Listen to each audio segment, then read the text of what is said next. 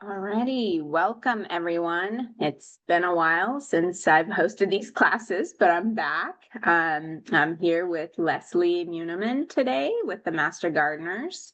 This is going to be one of our regular Master Gardener talks that we host every month. And this will be available on our website. It is being recorded, so you can watch it under community resources under Linkso's website, which I will send a link right now.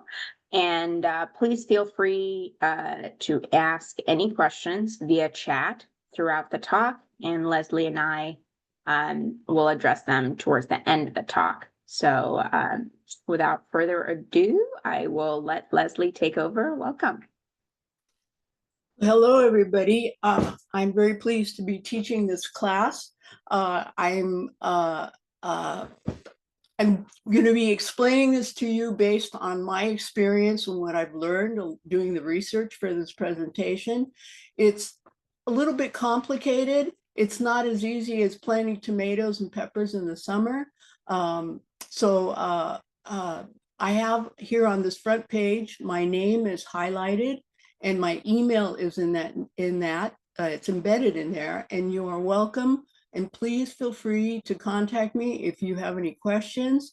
I've created, this is a PowerPoint presentation that I'm using, and I've turned it into a PDF, which captures all of the links that I've embedded throughout the slides.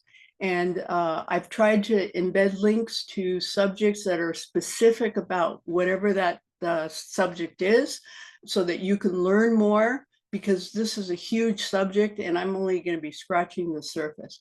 Con said that she would send the PDF to anyone that requests it. So put it in the chat or contact her through however you signed up for the class, however you registered. Let her know that you want the PDF. You will get a lot more information than you're going to get from just me talking here. So the first thing I want to tell you about is that I am a UC Master Gardener, San Mateo and San Francisco counties. The University of California sponsors us, and it's throughout the state of California. And anyone can become a Master Gardener. I mean, they have certain requirements, but you can apply. And they do this every 2 years, I think, or at least our program does. So every county has their own Master Gardener program, and depending on where you live is where you apply. And we go through a training. A lot of the UC teachers in the agriculture department come to us and teach us different subjects. So it's a pretty rigorous training. It's almost like a college class. And personally, I found it absolutely fascinating. Before that, I was kind of self-taught, and I learned a lot. So this class is a result of what I've learned being a Master Gardener and from my experience. And it might be a little basic for those of you who have experienced gardening, but hang in there with me, and please ask questions in the chat. And Con will open that up at the very end. So one of the services that we offer that's very busy is a helpline, and you can call them, and you can email them, or you could go to the website and read about it, or you can show up in person. And we have 3 locations. We have one in Half Moon Bay, another in San Francisco, and another in Redwood City. And I put the times here that there's actually somebody, a volunteer, a Master Gardener, that's sitting behind a desk ready to answer your questions. And we don't know all the answers, but we usually can find out where to get the answer. We may have to go to a specialist.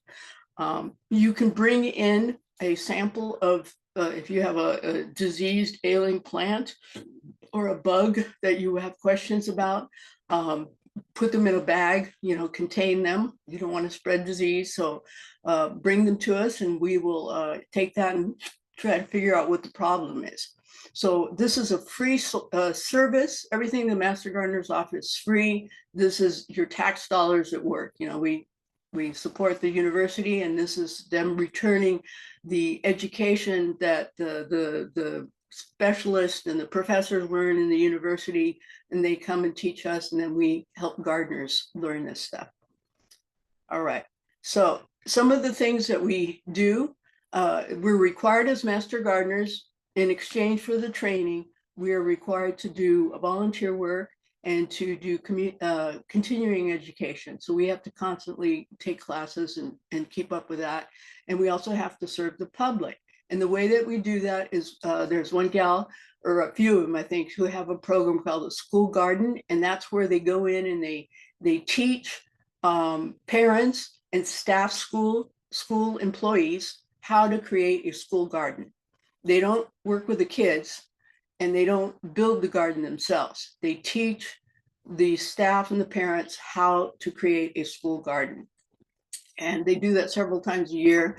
We have, as you can see here, this is highlighted, the school garden demonstration research. If you click on those, when you get the PDF, you can click on those and you can go directly to a page that will explain that particular program. So we have a demonstration garden, and I think the link that I embedded there was the San Carlos Native Plant and Herb Gardens, which is right next to City Hall in San Carlos. And it's a fabulous little corner there. The city of San Carlos approached Master Gardeners and asked us if we wanted to landscape that little piece of land, which was looking kind of sad. And they got in there and they put in a native plants, and now it's a demonstration garden. They have classes there. They teach people how to divide native irises and all sorts of plants. And it's free. It's open to the public. And then the research gardens, the one that I can think of is in Half Moon Bay. And that's where master gardeners go and they do trials. So say they want to figure out which is the best variety of tomato in that particular climate, and they plant a bunch and they keep records. We have a little template for how to conduct a trial, and then they report their findings. San Mateo County Fair, we go there just to let people know who we are, and we may have a display, and we do win ribbons occasionally. The Gardening Education Center, I put a link in there so that you can see pictures of what it looks like. It's basically San Mateo County has given us a little patch of land over there where the fairgrounds used to be. And it's just a very small little piece of land, and we've fenced it in, and we have a shed, I think, and we have a very prolific garden. And we teach classes there, and all sorts of things are happening at the Gardening Education Center. They have a bioreactor, which is a kind of composting. It's big. It's a compost bin that you build. It's gigantic. You build it and you only turn it, or you build it and you leave it for a whole year, and then you get your compost. So that's an interesting place. And then community classes and workshops like what I'm doing right now. All right, let's see here. Am I going backwards?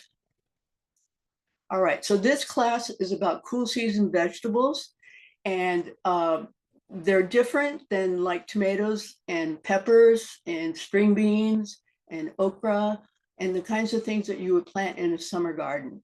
And you can identify them. Usually they're leafy greens, root vegetables, and anything that's like from the cabbage family. And what's different from them is that they're temperature sensitive. And I'm going to, that's kind of a complicated notion, but I'm going to try to simplify it so that we all understand it. These are examples, but this is not an exhaustive list. There are many more. There are many Asian vegetables out there that most Americans know nothing about that are absolutely fabulous. So I encourage you in your exploration of cool season vegetables to learn about all the different possibilities that you can grow in your garden. They're relatively easy, most of these. That's been my experience, especially the leafy greens. They grow rapidly. In my garden, I have 3 planter beds, and my rule is that I will only grow things that are expensive to buy. So for instance, I don't grow onions. Onions are relatively cheap. Broccoli and cauliflower take up a lot of space. Artichokes do too. So, or like in the summertime, I wouldn't plant squash because that's relatively inexpensive. So I focus on the expensive vegetables. And in my experience, leafy greens tend to be rather expensive because even if you get a big bunch, once you cook it, there's not a whole lot there. That's maybe one serving. So these are all plants that I've grown for the most part, the leafy greens. I haven't had much experience or success with root vegetables.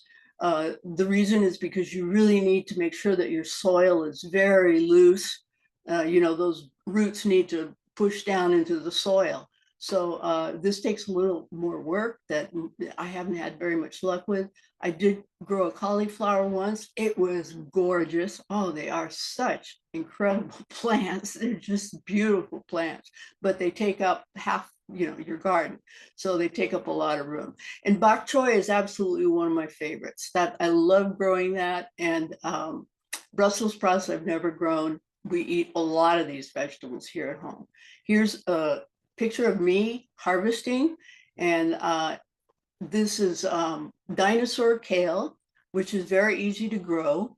I like it because it doesn't get huge, and you just pick the leaves like you would lettuce, and then it keeps growing. And then the lighter green are the bok choy. And this was a small bok choy. Bok choy comes in many varieties. This was like the baby bok choy. And I was collecting the whole plant. I was like taking a knife and just slicing it at the base. But you can just take one leaf at a time and it will continue growing. So there's different ways that you can harvest this. And this was, I had success this year, and I took a picture, and they're absolutely wonderful, delicious. You can eat the bok choy, we usually stir fry, and the kale too, but you can eat the kale raw.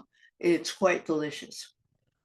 And here was my collection that day. I have kale, and I have chard, and the bok choy. So the first thing that you want to do is, if you're going to grow from seed, you want to look at your seed packet and make sure that you understand, before you put anything in the ground, make sure that you understand and that you have the right plant for your space. I didn't know this in the beginning. Before I became a master gardener, I would buy seed and then I would just plant it. And I had a lot of failures, and I had some successes, but just out of not knowing what I was doing. So it's really important to read how many days it takes for it to germinate, to know here days to maturity. So how long is it going to take before you can actually harvest that? And you want to make sure that there are enough days between the day that you put that seed in the ground and that you're going to have the right temperature.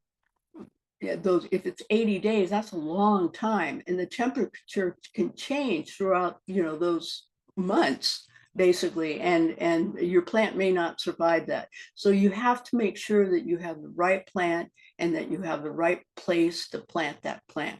And I put a link here. All of you need to find out. I'm in Northern California on the San Francisco Peninsula, and my USDA hardiness zone is zone 9B. And there are, throughout the peninsula, there are, I think, 10 and 11. And so if you're in a different part of the country, you need to go to this link and or to the USDA hardiness. Just Google that USDA hardiness zone and find out what zone you're in. Most seed companies go by the USDA zone. There's the Sunset Magazine came up with their own zoning scheme, which is a little different. And I think I have a chart that includes that. But it's really important, if you're going to grow from seed, and even if you go and buy transplants, learn what that plant needs and make sure that where you're going to plant that plant in your yard, whether it's in a pot or in the ground, that you have the conditions to nurture that plant until you harvest it. All right. Let's see here. So temperature is very important for any plant. For cool season plants, the complicated thing about many seeds is that seeds often need a higher temperature to germinate than they do to grow. So just to get them started, you need to have it a little warmer, and then you turn off if you're using heating mats, you turn the heat off, and then you you move them into the where you're going to plant them, where it's a little cooler. And then and it's not just the weather, the ambient temperature. You need to know your soil temperature. And I'm going to talk about that, how to determine that. So you need to know you need temperature to germinate, and then you need to have soil temperature, and then you need to be aware of your ambient temperature. And I have some charts in here that give kind of the averages historically. And what my experience has been where I am in Zone 9B and where I'm located in San Mateo County, I'm on the southern part near the Dish off of 280. And if any of you hiked up to the Dish, you know how hot and dry it is. Well, I'm right down the hill from that, and my backyard looks like that in the summertime. And so, and even in the wintertime or in the spring when it's cooler, you know, it's totally unpredictable. That's been the challenge I've had, is that the charts don't really reflect my experience. And so I'll explain to you where the problem comes in with the temperature. So you need a certain amount of you need a certain temperature for the plants to be happy in the cool season. And if it gets too hot, they'll bolt. But the other thing is that if it gets too cold, if it gets under 50 and it stays low, they'll bolt. And I had that happen in spring. It was a big surprise. You know, everything was fine. And then one day I had very cold weather. And the next thing I knew, my bok choy had little flowers on it. So they started to bolt. And the only way I could have avoided that was to anticipate or pay attention to the weather and keep those plants a little warmer and hope that they didn't bolt.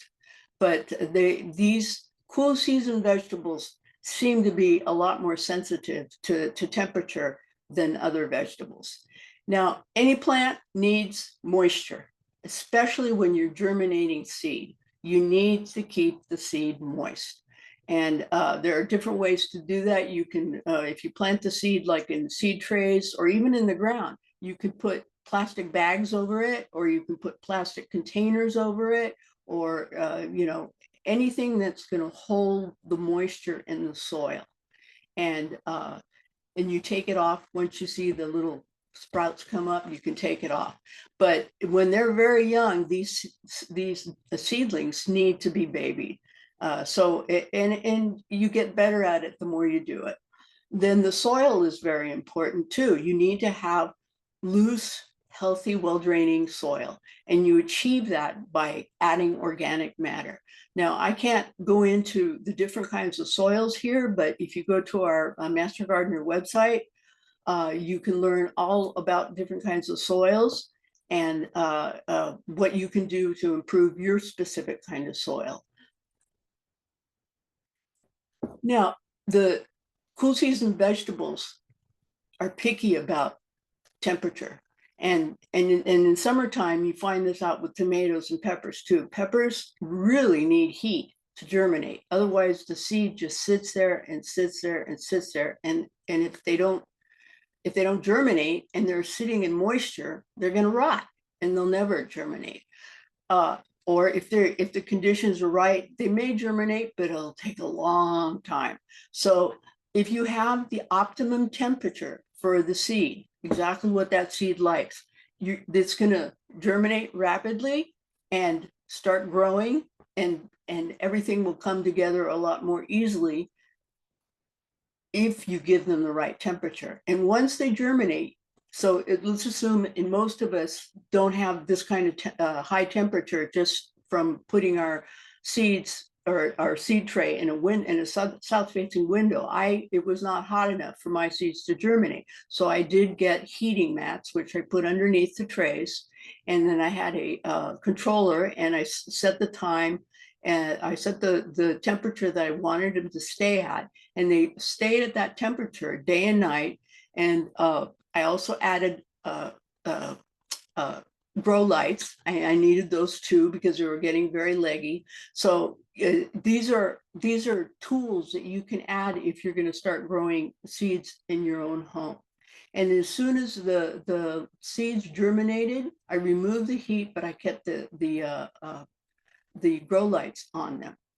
Now, if you're going to do directly into your garden, you need to make sure that the soil is warm enough to germinate the seed.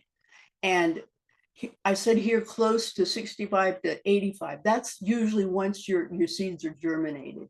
If you're going to put them, you're going to start them directly in the garden, your soil needs to be warm. And it's not, if it's at this temperature, it might germinate and they might just sit there and rot. But, you know, we all learn from trial and error. So, you know, you can try it, and I hope that you keep a record so that you can learn from your experiences, write things down, write what you planted, where you planted it, and the different temperatures, and learn from your experience. All right, anything lower will delay germination. So, oh wait, okay, soil ambient. This is the other tricky part about these plants, is that the ambient temperature is usually what the weatherman will tell us is the temperature for that day. And that's one thing, but you also need to be aware of how warm your soil is. And that's what the seed is in touch with. It's in touch with the temperature and the soil. So let's say that it's 55 and the weatherman says it's 55 degrees. The soil is probably a lot cooler. It's usually a lot cooler than the ambient temperature. So the way that you find this out is you use, I'll get to that. You use a soil temperature gauge. And I have a little picture of one. But this chart explains to you the different seeds and their temperature needs. So for germination, these little black, let me get rid of that. These little black dots show you where the temperature that beets needs to be between 80 and 90 degrees to germinate. Now, in the springtime, our soil is nowhere near that temperature. That's usually, at least in my garden, that's usually the temperature of my soil around summertime. So if I directly seeded in the springtime, that seed would either rot or take a very long time to germinate. It needs the heat to germinate. Now, once it's germinated, it doesn't need it to be that hot. It wants it to be cooler. So usually I will start my seeds indoors where I can control the temperature and the light and the moisture. And once they're a good size, then I can harden them off, which is basically acclimatizing the little seedling to the outdoors. I take them outside for a few hours and then I bring them in and take them outdoors the next day so they don't get transplant shock. And then I transplant them directly into the planter bed, and usually it's cooler there. And then they grow at this range as it gets warmer. They're happy there because it's not too warm. So different plants have different. These all seem to be in the same range. And then as you get down here, okay, these are the summer vegetables, it looks like. As you can see, these all need a higher temperature. They probably will not grow well in the winter time. You could try it, but I don't think you'll have very much success. Swiss chard, I've grown year round, at least here in San Mateo County. Swiss chard is pretty much a year round vegetable. And I also let it, I don't plant it every year. I leave it there. And after 2 years, it usually goes to seed, and I just cut it back and then it produces more leaves. So Swiss chard is a workhorse. It's very productive and very nutritious. All of these, actually, all these leafy greens they keep telling us that these are the vegetables we all need to eat more of. So this is a very good chart here. Now, this is what I meant about the soil a temperature gauge. And if any of you do composting, it looks very much like the composting probe, except it's shorter. And you can use, I've used an old kitchen thermometer, and anything that's going to tell you what temperature your soil is is going to give you an idea. And it's very helpful because, as I said, cool season vegetables are very sensitive to temperature. If it's too warm, they'll probably just sit there and do nothing and maybe rot. If it's too wet, if it's too cold, the same. So they need it to be just right. So what I do is I go out and I move my soil temperature around and try to get acquainted with, and I see the difference. I can see very directly that if it's hot outside and I'm putting the thermometer in the shady bed, it's a lot cooler. The soil's a lot cooler, especially if it's been irrigated recently. The moisture will cool the soil down. So get acquainted with the temperatures in your garden and pay attention to what your seeds need, and that is how you're going to have more success. So this chart was put together by some of our master gardeners, and it shows the different cities. And I mentioned that there's a USDA hardiness zone. So these are the 10B and 10A. These are the zones for the peninsula, San Francisco Peninsula. And then Sunset Magazine came up with their own scheme and I think it's a little more granular. There's a little more detail as to they look more at the microclimates of different areas. So you can go just Google sunset climate zones and try to figure out which one yours is. Some of the seed packets include the sunset zones, and it's essential as a gardener to know where you are, because it's going to tell you what plants grow well in your area. And then a lot of seed packets and a lot of directions for planting, when to plant, and a lot of calendars, they tell you this is important: the first fall frost and the last spring frost. That's not as important in our area because we really don't have frost. I mean, it may get a little frosty for a few days of the year in the spring, but I go more the problem with the first frost and last frost is that you don't know what temperature it's going to be then. The charts will tell you one thing, but then you go out in your garden and you look at your barometer, and then you look at your soil probe, and it tells you something completely different. So that's why it's more important to have a hands-on knowledge of what's happening in your garden than to go by the directions that are meant for everybody. These are too general. You need to be more specific. And then here, these are kind of the averages. The people that put this together were in Half Moon Bay, so that's why this is highlighted. And so they were looking at the temperatures and the mean temperature for Half Moon Bay. And this is important. It looks like this was ambient temperature. This was not soil temperature. So oftentimes, like I said before, if you put the soil probe in your soil, it may be 51.3 in March. And if you check the weather, but if you put the soil probe in the soil, it's probably cooler. So know these temperatures when you're planting cool season vegetables.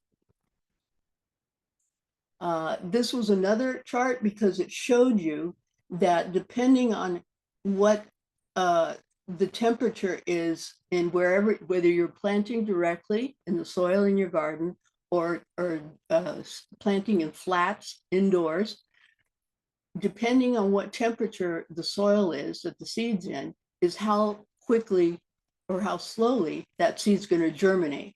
So here they show you that if your soil temperature is 50 degrees, snow peas will take 9 days to germinate. But if it's 68 degrees, it'll take 7 days. Okay, so, and then the instructions here say, sow when the soil is at least 40 to 50 degrees. Okay, well, here 45 to 50 degrees, but you really want your soil to be a little warmer. Otherwise, it's just going to sit there. They might germinate and they might just rot. And I've had that happen. I've planted snow peas and they never came up. And it was probably because I didn't have the right soil temperature. And then you go down the list here for peas, and the same thing. It's going to tell you how many days on average they're going to take to germinate. And remember, the longer the seed is sitting in that moist soil, the greater chance it has of just rotting and never germinating. So you want it to have all the conditions that it needs. It doesn't need to have light before it germinates. It just needs heat and moisture. And once it germinates, then you remove the heat and you add the heating lamps or the grow lights. If you don't have grow lights and you just rely on sun coming in through the window, what my experience was that the plants got very leggy. They get really tall and skinny because they're reaching for the sunlight. They need the sunlight to grow. So putting in a grow light really helped. And then if you're going to directly sow into your garden or into pots outside, here they tell you how long it's going to take for them to germinate and some more indications. Okay, so that was a very helpful chart for me. So the other thing that your plants need is sun, and you need to know what kind of sun you have in your garden. And I'm going to show you how you can figure this out. One of the first things that we learned as master gardeners was to kind of do a diagram of our property and figure out, the course of the sun through the morning and the afternoon, different times of the year, because as you know, the sun is high in the summer, and then in the wintertime, the sun's a lot lower, and you get less sun in the wintertime. And so we needed to be aware of how much sun is on our property and pick the area on our property that gets the most sun to build our garden. And if you don't have a in-ground garden and you just have a sunny spot where you can put pots, that'll do too. For cool season vegetables, you need 6 to 8 hours of good sunshine. So you wouldn't say sunrise or sunset, that wouldn't count. You need to have good, honest to goodness sunlight hours. And that's usually maybe 10 to 3 o'clock during the day. So some plants will be happier, cool season plants, and sometimes summertime plants too. Hot afternoons, at least in my garden, that hot afternoon sun just roasts everything. So I often have to go in and shield my plants a little bit, or make sure that I plant them in the least sunny bed so that they don't get roasted by that summer sun. So pay attention to where the morning sun is, the noon sun is, and the afternoon sun, because the temperatures change throughout the day. And if you're going to grow cool season vegetables, pick the least hot or sunny spot in your garden. So I have 3 beds, and 2 of them get quite a bit of sun, and 1 of them is next to an arbor, and so it's closer to the house. It gets a little more shade. It's definitely a cooler planter bed, and that's the one that I favor for the cool season vegetables, or like lettuce, for instance. You can grow lettuce year round, and that would be the best place to grow lettuce throughout the year. So you can create shade by planting taller plants on the side that the sun hits. So if it's the afternoon sun, you would put the taller plants between the sun and your shade, your cool season plants, so that the sun wouldn't hit those plants. Like corn, well, corn you wouldn't be planting in the cool season, but think about other plants that you have, like if you're doing peas, for instance. Peas you would grow in the cool season. So if you have a trellis with peas, make sure that you put your like your bok choy on the other side of the trellis so that it doesn't get all the sunshine in the afternoon. So you would put your bok choy on the side that gets morning sun, and then you'd have your trellis, and that would get most of the hot sun, and then you'd plant other things on the other side. The other alternative you can use is shade cloth, and I've used sheets, but you can buy shade cloth and they come in different degrees of shade. So you can look that up. There are many articles about it. You can put the shade cloth. It just looks like, what does it look like? It's just some sort of knitted dark, and it comes in different colors, I think, but I use the darker one, and it just reduces the amount of sun that accesses those plants. That can create a cooler temperature, and it can also protect those plants from too much sun, too much heat. You can also just use whatever's handy. I've used the cardboard box. I just put the box between the sun and the plant to give the plant a break. Now, I put a link in here for grow lights and for heating mats, so you can learn more about those too. Those are just tools for growing seeds indoors, and I found them to be extremely helpful. So I got this off of Google Maps, and I did the aerial view, and you can try and see if your property shows up like this too. I was lucky. They took this picture. It looks like they took it at the middle of the day, so it really shows where the sun is hitting the parts of my backyard. And it shows you the 3 planter beds that I mentioned. This is a shady one that I have an arbor right here, and so this one gets more shade. And it was very helpful to just tell me what I pretty much had already learned, is where the best place to plant things. I also have on my property, I have a fig, and then I have a pomegranate, and they're both in the sunniest, hottest part of my garden, which is along the back fence. And that's they get the southern facing sun, and they do very well. They're extremely happy there. So this is how you can figure out where the sun hits on your property, where you're going to get the most sun. And you go out at different times of the day, and you put in some markers there, like the trees or the buildings, and figure out, where's the sun. The circles are the sunshine at that time.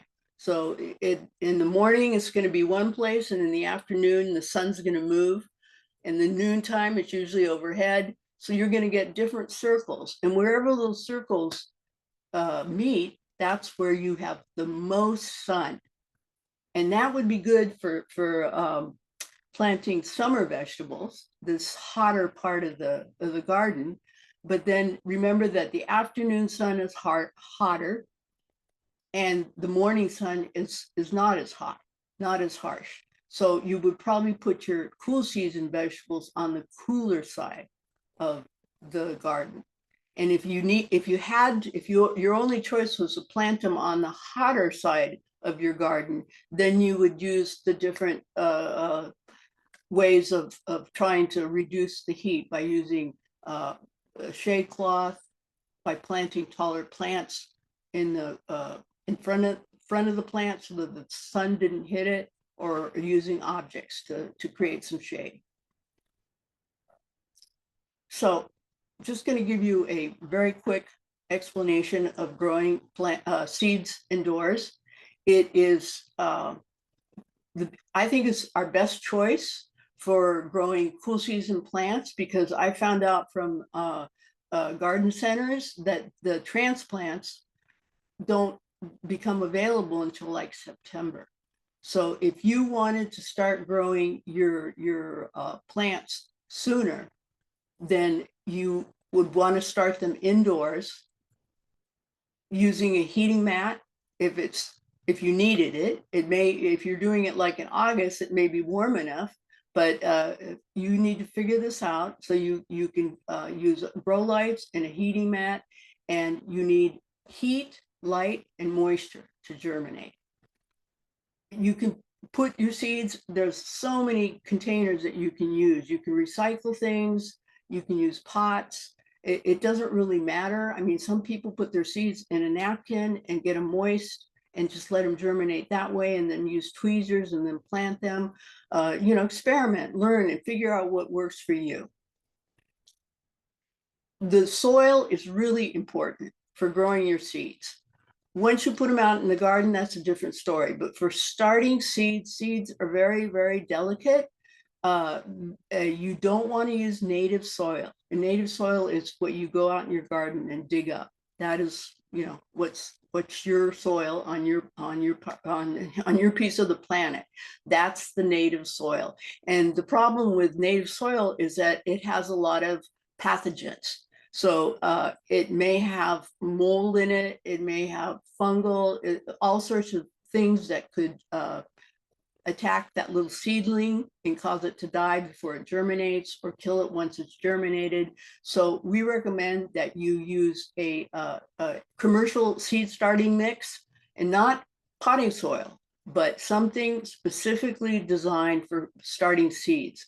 And the reason is that it's specific is because it has no soil at all. It's mostly some sort of organic matter, and then maybe vermiculi or perlite, which I think are minerals. And what they do is they allow moisture to drain, but they also retain moisture. So they keep that little patch of that little bulk that your seed is in, they keep it moist. And then you've got a heating mat underneath providing heat. And that is the moisture and the heat is the perfect conditions for that seed to germinate without any pathogens. Coconut coir, there are many, just Google that, or I think I put a link in here that explains it. Peat moss is what we traditionally used as organic matter, but peat is not sustainable. It's getting used up. So a lot of people recommend that you don't use peat moss. A lot of potting soils and seed starting soils have peat moss in them. If that's the way it comes, that's the way it comes. Make sure that you moisten it really, really well before you put your seed in, because when they're dry, this seed starting mix or any kind of potting soil tends to resist. They're hydrophobic, so it takes it a long time to absorb the moisture. And you want to make sure that before you put your seed into the medium that you're going to plant it in, that it's really well hydrated. So this is what it would look like if you direct seed in your garden.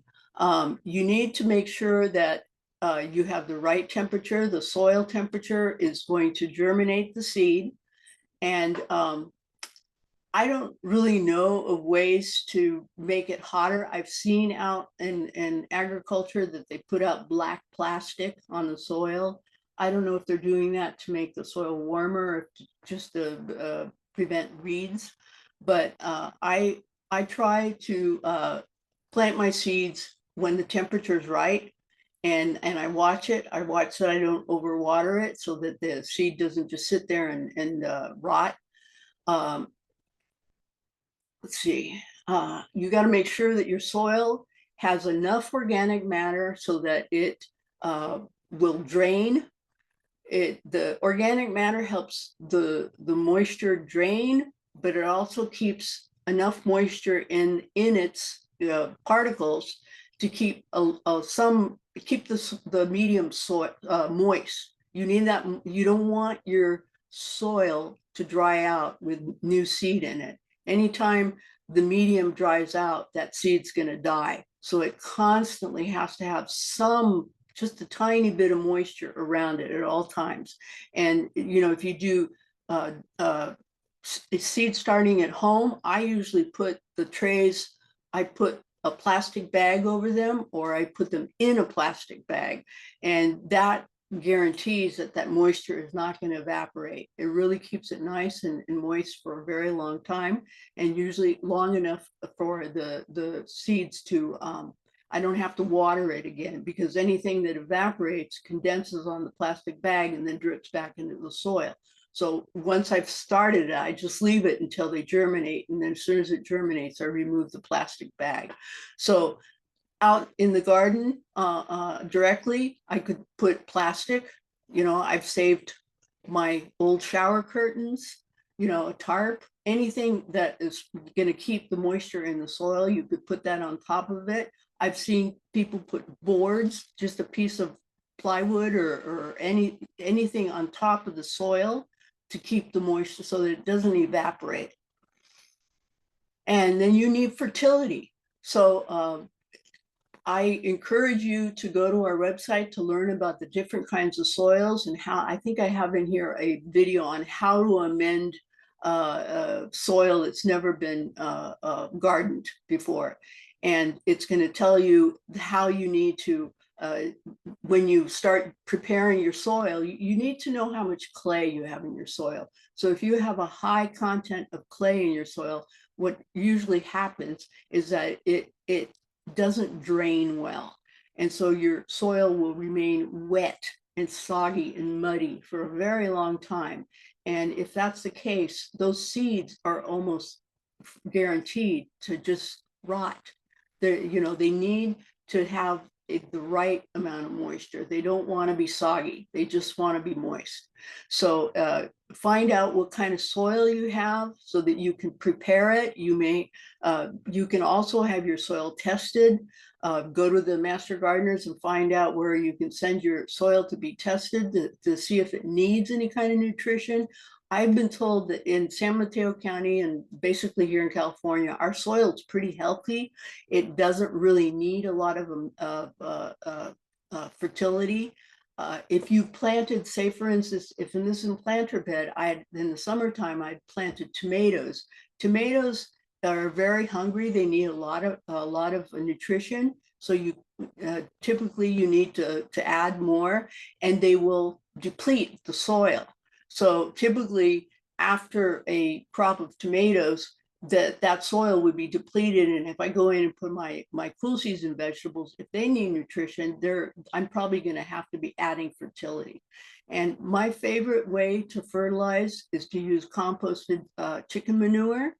And make sure that if you buy any kind of manure that is composted, it should not have any heat, it shouldn't smell, and it should just be crumbly and dry. And that is what a composted manure looks like. You wouldn't want it to have temperature, because that would mean that it's not finished, and it would burn your plants. So make sure that if you get any kind of composted manure, that there's no heat and that it's nice and crumbly. And then compost, you can make your own compost. We teach classes on that, or you can get it from the county. County sometimes give them away, or you can buy it. And compost will open up those little clay particles in most of our native soil, and it will help the water drain, but it will also hold on to a little bit of moisture and keep those seeds comfortable so they will germinate.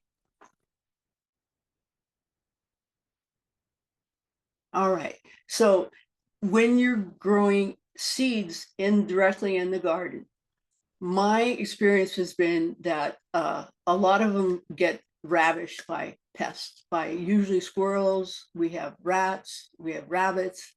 And so we do, on some of our planter boxes, we have a mesh. My son's built sort of a cage to go over the whole planter box. And so you have to exclude pests. And you can do that in many different ways. You can do row covers is a very popular way, and I put a link in here to take you to a website that will explain what row covers are.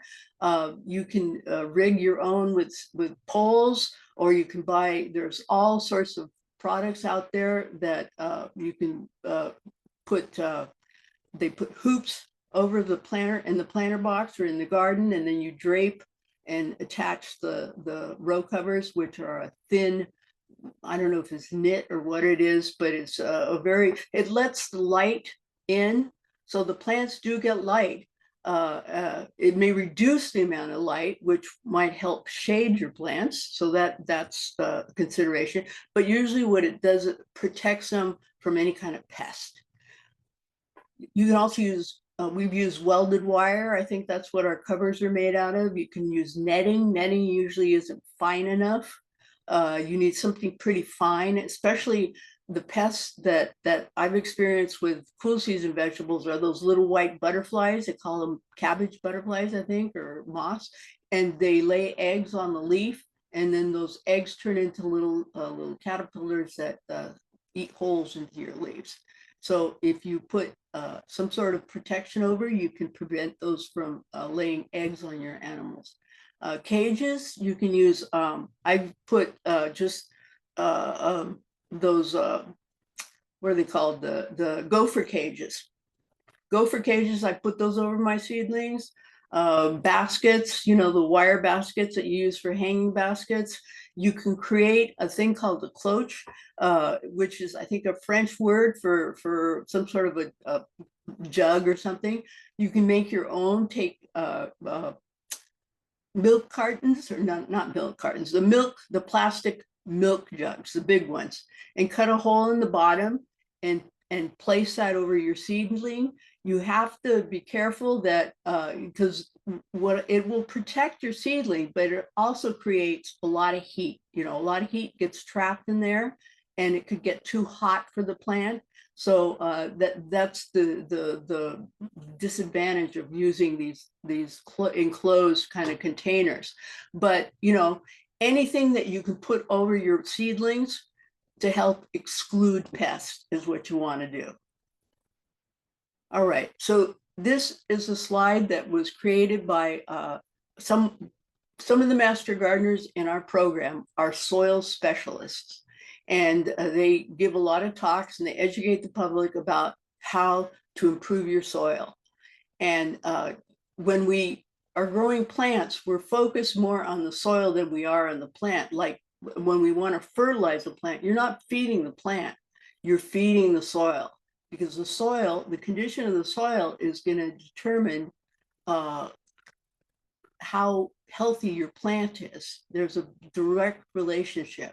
So focus on your soil. And this gives you a lot of information here. And like I said, you could go to our website and we offer classes on improving soil. And there's a lot of articles written about that. So you can fertilize by using organic, which is what we prefer as master gardeners, or you can use inorganic. Now, I understand that inorganics give the plant, they feed the plant rapidly. They usually act quite quickly. Organic fertilizers do not act quickly. Although I've given my plants, if I thought they looked a little yellow, I gave them fish emulsion, you know, diluted, very diluted, and that seemed to perk them up. That seems to be fast. But most organic fertilizers take some time for the soil microbes to break down that fertilizer. All those nutrients need to get passed through the microbiome, all the different bacteria in the soil, and then it becomes available to the plant. So it is not a rapid, you can't see rapid results like you would with inorganic fertilizers.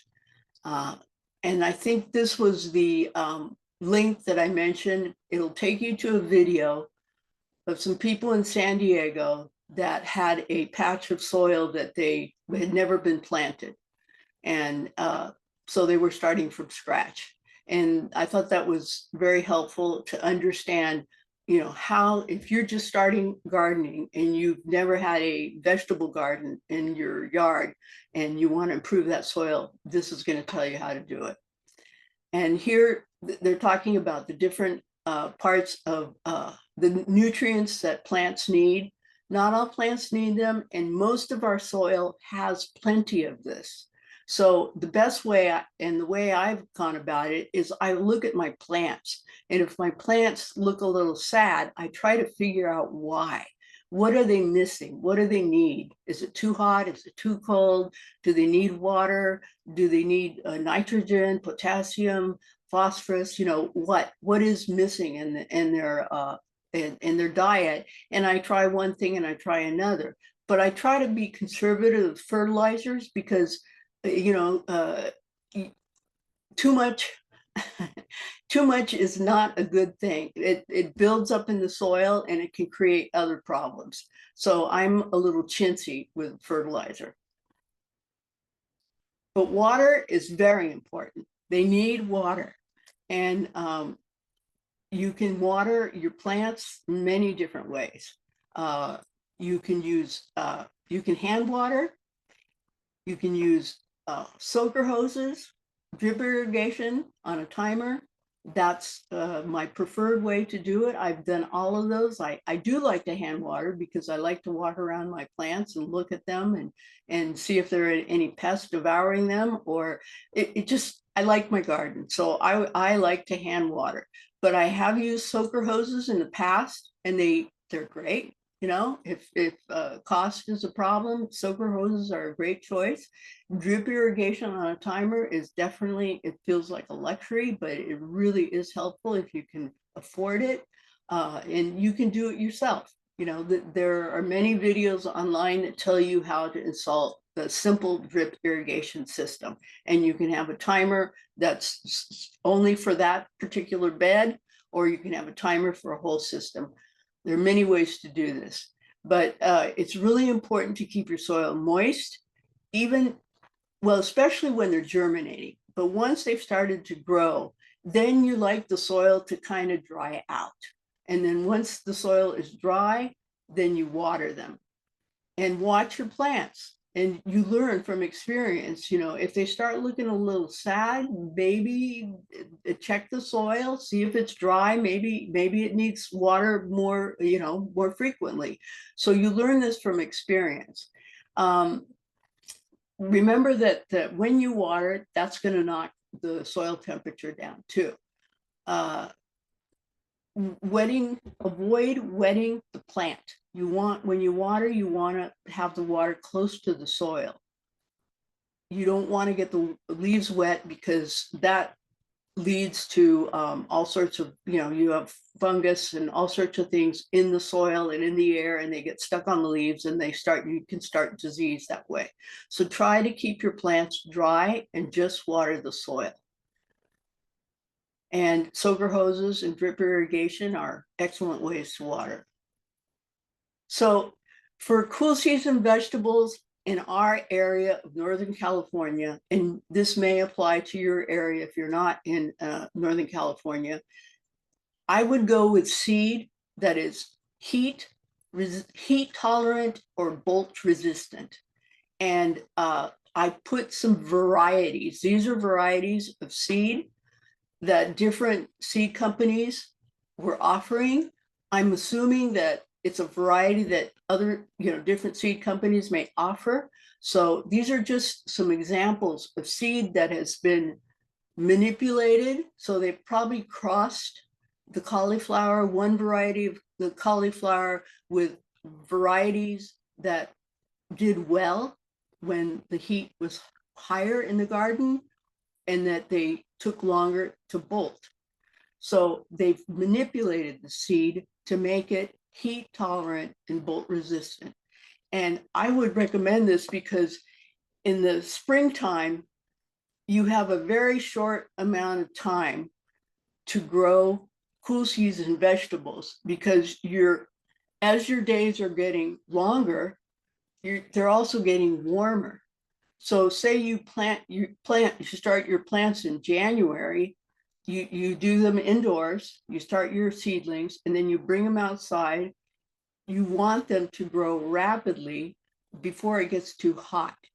But we have no control over our weather.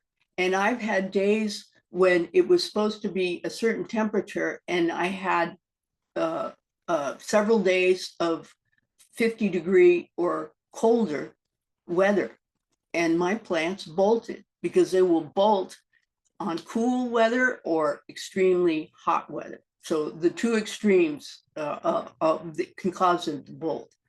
So it's best to get seed that is going to grow days to harvest. Look for a short days to harvest or days to maturity. When you look at your seed packet, make sure that it's going to grow rapidly. And the leafy greens tend to grow rapidly. The ones that take a long time are cabbages, cauliflower, broccoli, Brussels sprouts. Those will tend to take a much longer time. And those I would probably plant more in the fall to harvest them in the winter. So I would probably start my seedlings now and then transplant them into the garden or into a pot outside later when they're the seedlings are big enough, and then watch them and use all the hacks that we've talked about to keep the soil and the ambient temperature cool. You know, put boxes, if the sun's too hot, put a box between the sun and the plant to keep it cooler there, water the pot. So the cauliflowers and the broccolis and the Brussels sprouts, they need a longer time to mature. So figure out how much time you have before it gets too cold or too hot when you pick your seeds. All right, so I'm missing a picture here. I wonder what happened. So let's see. All right, I'll have to fix this in the PDF that I send you, but I had a picture of that white, I think it's a butterfly, and it's called the cabbage butterfly, and it lays eggs. I've seen it in my garden, and it just comes around and just kind of perches on all the cruciferous. That's the ones it likes the bok choy, and that's where I've had the most problems. And so it lays its eggs, and those eggs hatch into little caterpillars. They're very tiny and very green. They're hard to see. They're underneath the leaf. So you really have to go in and turn the leaf and look for them. You can squish them with your finger, but if you have a very extensive problem, you can use a bacterial, which is a biologic control. And it's basically a bacterium that's suspended in some sort of liquid that you dilute. And basically you're spraying this bacterium on your plant. It is non-toxic to humans. You could actually eat the leaf after you've sprayed it, but it will kill the pest. And as master gardeners, we're always recommending that you either use some pests like aphids you can get rid of by just spraying water on the plant. So use the least toxic control you can at first. So these are the references that I use to research my presentation, and you can go, I've put links in them so you can click on this and go to those websites and read a bit more about them. There are many different sources here, and I thought they were quite good, and I've learned a lot from this. Some of them are videos, some of them are pages that you can read. Of course, the master gardeners, please come to us if you have questions. Now, this page I put together because some people believe that seed that is grown and collected in your area is already adapted to your climate so that they will do better. So I went through, just out of curiosity, and put together this list of, these are all seed companies that are in our Northern California area. And I want to point out a few. Kitasawa Seed used to be an independent company, and it was purchased by True Leaf Seed, I believe it's called, and which is not in California, but I believe Kitasawa Seed Company still produces their seed in California, and they're just owned by somebody else now, because the owners of the company have gotten, I think it's the family owned, and they've gotten old. So it's a source, an excellent source of Asian vegetables. I mean, just so many vegetables that I've never heard of. I love to grow in the summertime. I love to grow those yard-long beans. And this is my favorite source for that. But they have many, many leafy greens that you could grow in the cool seasons. So this is an excellent source for Asian vegetables. Let's see, what else do I know here? I don't think I know I've used any others. Grow Organic is Peaceful Valley. Many of you may know them. They have a lot of excellent videos, and they do sell seed. And I would recommend that when you go to a seed company to look for seeds that you want to grow, try the better websites. They will filter. So you could look at the filter and you could pick, like you could designate that you only want to look at Asian vegetables, or you could designate that you only want to look heat tolerant or bolt resistant. So go into the filtering and look, and hopefully that seed company website will allow you to be specific about the kind of seed that you want. Not all websites do it, but the better ones do. And then these are seed companies that I went through, and it looks like they're the ones that offer the best selection of heat tolerant, bolt resistant seed.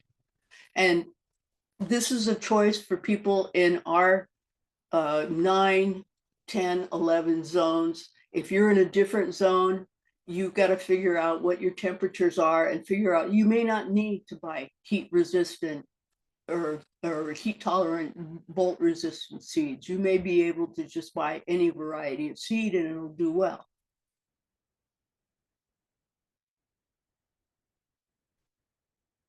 Oh, what happened here?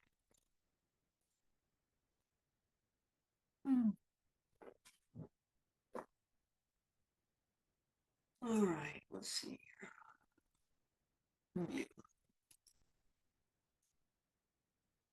Oh, well, I think it's ended it for me. This is the end of my presentation. As I said, if you want a PDF with all the embedded links, which will take you to a website with more specific information about the subject, please request it in the chat or contact the host.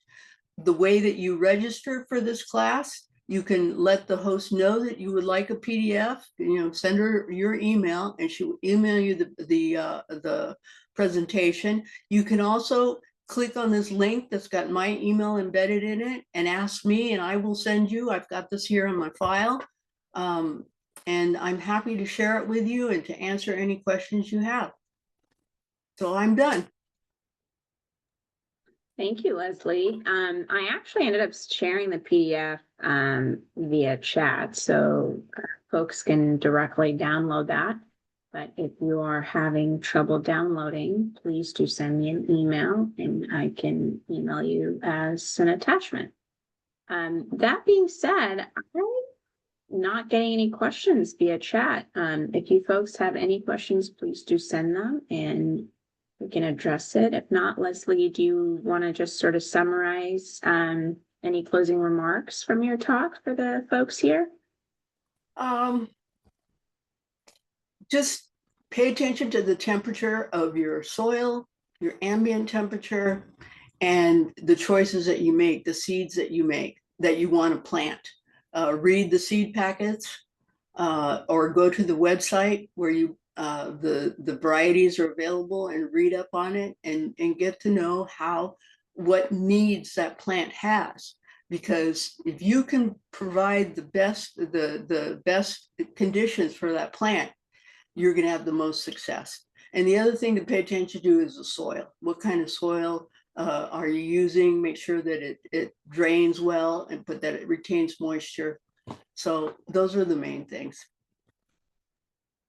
Alrighty.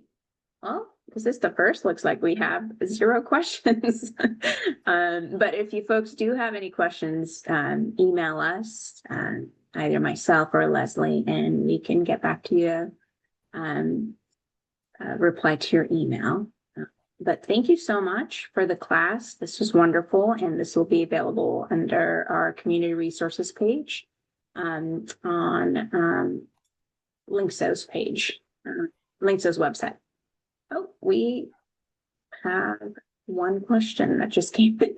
All right, let's address it because we have plenty of time. Can you plant vegetable right next to your house if you have limited garden space? Can you plant vegetables right next to your house if you have limited garden space?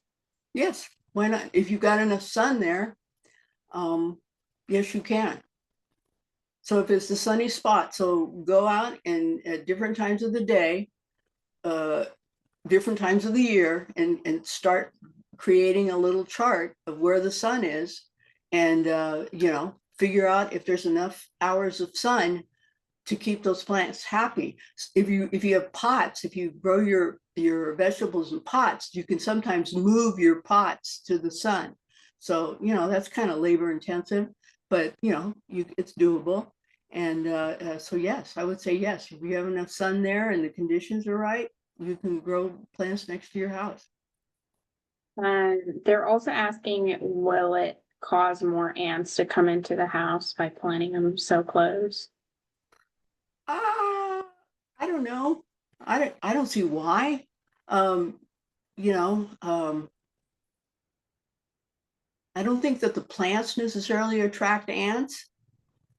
You know, try it and see what happens, but I don't think it would.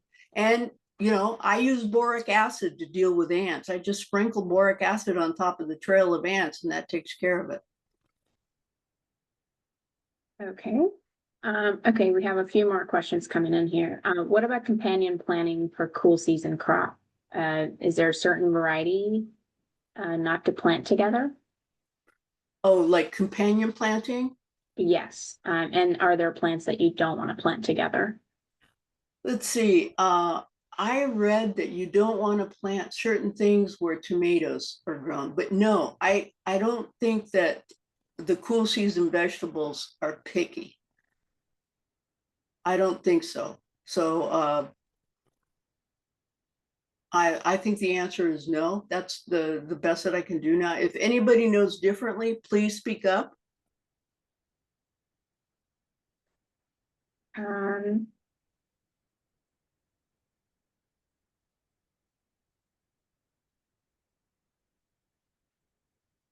Let me see here. Okay. I have other non-vegetable related question. Does all this information apply to things like growing sweet peas, flowers? And if so, do you know the timing of sowing sweet peas, germination, and then planting? Could you repeat that, please? So this is a non-vegetable related question. Does all this information apply to things like growing sweet peas, flowering peas? If so, do you know the timing of sowing sweet peas, germination, and then planting? Well, sweet peas like the flowers, Yes. they're a pea. So I'm assuming, yes, I think they're a cool season, but flower. And you know, the best I can tell you is to look at the seed packet, because you know there are so many varieties out there.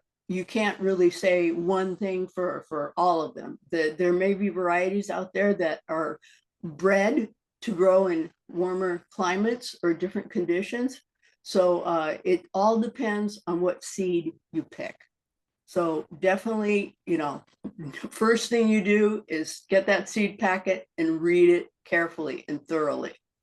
And if that's not enough information, go to the website where you know, that seed company or another seed company and read up on that variety.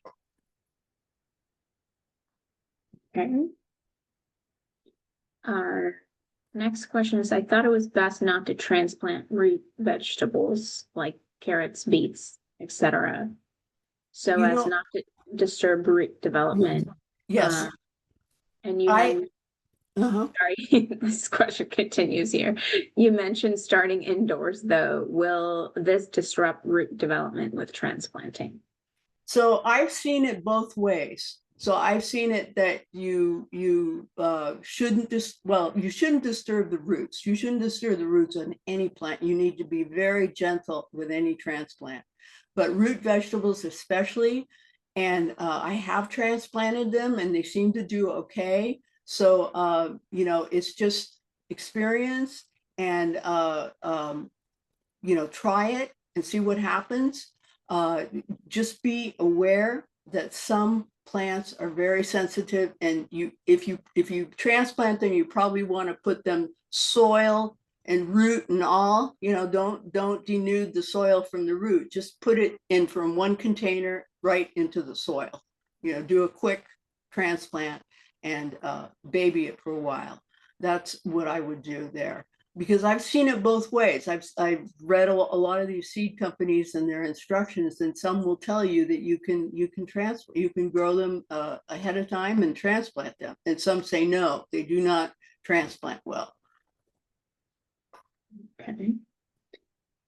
Let's see. I believe that's pretty much all the questions that we have. Peggy raised her hand. Peggy, speak up. They can't unmute themselves, but okay. Peggy, we addressed Peggy's question. She chatted in.